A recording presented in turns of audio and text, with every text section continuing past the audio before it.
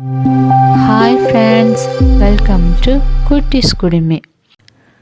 கதையின் தலைப்பு எது சிறந்த தண்டனை. முல்லைக்காட்டில் எல்லா விலங்குகளும் ஒரு இடத்துல ஒன்று கூடியிருந்தன. சிங்கராஜா ஒரு மரத்தடி மேடையில் அமர்ந்திருந்தது. குரங்கு, மான், முயல் இவங்க கொடுத்த வழக்க விசாரிச்சுட்டு இருந்தது அந்த சிங்கராஜா. குரங்கனுடைய சக்கரவள்ளி கிழங்கு தோட்டம், மானனுடைய வெள்ளரிக்காய் தோட்டம், அப்புறம் முயலினுடைய கேரட் தோட்டம், இது எல்லாமே விளைச்சலுக்கு தயாராக இருந்துச்சு.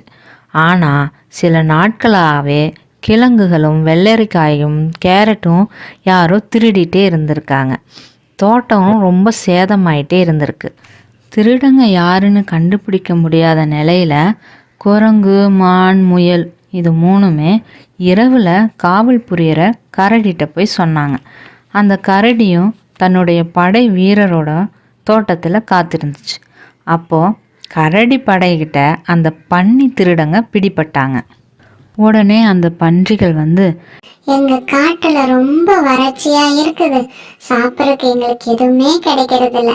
அதனாலதான் நாங்க இந்த காட்டுல வந்து கிழங்கும் வெள்ளரிக்காயும் திருடி சாப்பிட்டோம். எங்களை விட்டுடுங்க, இனி இந்த பக்கமே வரமாட்டோம் அப்படின்னு ரொம்ப கெஞ்சி கேட்டாங்க. அதற்கு அந்த கரடிகள், திருடர்களே, எதுவானாலும் உங்களை விட முடியாது. உங்களுக்கான தண்டனை எங்க சிங்கராஜா தான் தீர்மானிப்பான். நீங்க அங்க வந்து பேசிக்கோங்க அப்படின்னு சொல்லிடுச்சு.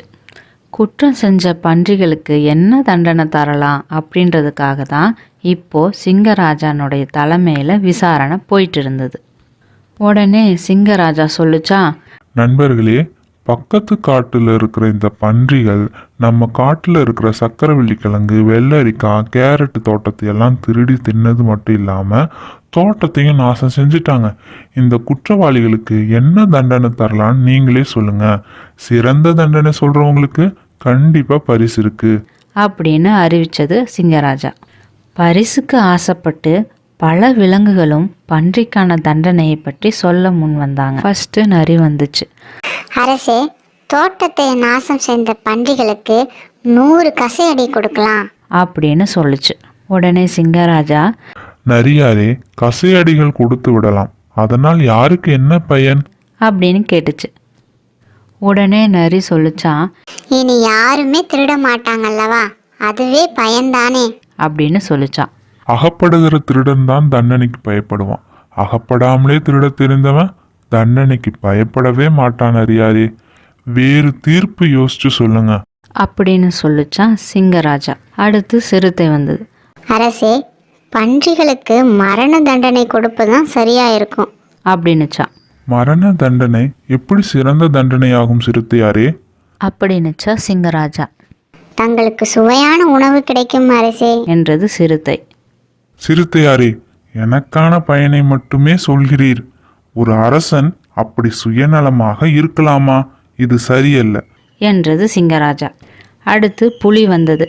அரசே, இந்த பன்றிகளை சிறையில் அடைத்து விட்டால் இனி யாருடைய தோட்டங்களும் சேதமடையாது என்று கூறியது. புலியாரே, பன்றிகளை சிறையில் அடைத்து விடலாம், ஆனால் அவற்றை பட்டினி போட முடியாதல்லவா? சிறையில் பன்றிகளுக்கு உணவும் தண்ணீரும் கொடுக்கும் பொறுப்பை யார் ஏற்றுக்கொள்வார்கள் என்று சிங்கராஜா கேட்டது. புலி அமைதியாக பின்னால் சென்று விட்டது. அரசரின் எதிர்பார்ப்பு தான் என்ன என்று விலங்குகள் பேசிக்கொண்டன. அப்போது யானை, அரசே, இந்த பன்றிகளை சிறையில் அடைக்கவும் வேண்டாம், அவற்றுக்கு கசி அடியோ மரண தண்டனையோ கொடுக்கவும் வேண்டாம். நம் காட்டிலேயே வேலை கொடுப்போம். இந்த பன்றிகள் தங்கள் வலிமையான கொம்புகளால் தானே மண்ணை கிளறி கிழங்குகளையும் கேரட்டுகளையும் தோண்டி எடுத்து தின்னுகின்றன, வெள்ளரி கொடிகளையும் நாசம் செய்கின்றன.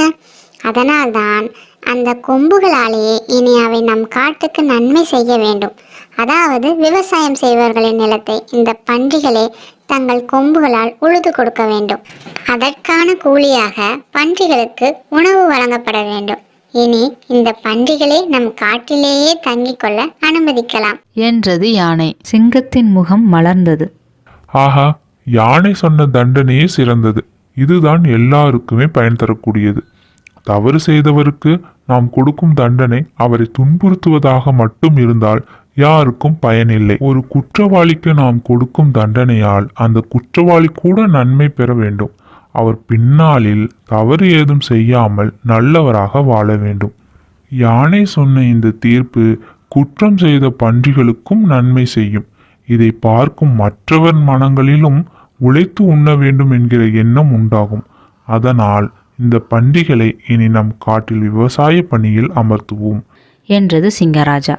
யானைக்கு ஒரு கட்டு கரும்பு பரிசாக கொடுத்தது. சிங்கராஜாவின் உத்தரவை அனைத்து விலங்குகளும் ஏற்றுக்கொண்டன.